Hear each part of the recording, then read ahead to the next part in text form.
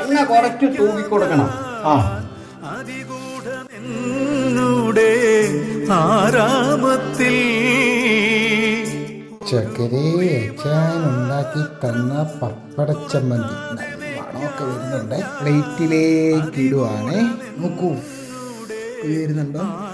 കൊതി വരുന്നു. ഞാൻ കഴിക്കട്ടെ. ഞാൻ ഭയങ്കരമായിട്ട് വിശക്കുകയും ചെയ്യുന്നു. ഉച്ചയായില്ലേ, ചോറിനോക്കിയിട്ട് കിടക്കണമല്ലോ. അതാണല്ലോ അതിൻ്റെ ഒരു ആചാരം. പപ്പടച്ചമ്മന്തി ചോറ് കഴിക്കാൻ പോവാണ്. കഴിക്കേ. എങ്ങനെ ഞാൻ റിയാക്ഷൻ ഇടാതിരിക്കും? ഇത്രയും ഗംഭീര ഒരു ചമ്മന്തി കഴിക്കുമ്പോൾ എന്നെ കൊണ്ട് പറ്റില്ല. ഞാൻ റിയാക്ഷൻ ഇട്ടേ മതിയാവും. ഓക്കെ, ഇഞ്ചിയുടെ ആ ടേസ്റ്റ് വരുന്നുണ്ട്, കറിവേപ്പിലയുടെ വരുന്നുണ്ട്. എല്ലാം കൂടെ ഒരുമിച്ച് ഒറ്റ ചമ്മന്തിയിൽ കിട്ടുന്നു. അതാണ് പപ്പട ചമ്മന്തി. കഴിക്കൂ. കഴിക്കേ. എന്നെ നോക്കിയിരിക്കുക. ഉള്ളിയൊക്കെ വാട്ടിയിട്ടതിൻ്റെ ടേസ്റ്റാണ് നമുക്ക് ഇങ്ങനെ കിട്ടുന്നത് കേട്ടോ. കറിവേപ്പിലയുടെയും ഇഞ്ചിയുടെയും ഒക്കെ രുചി, അലിഞ്ഞു പോകുന്ന രുചി, ചോറിന് പറ്റിയ രുചി.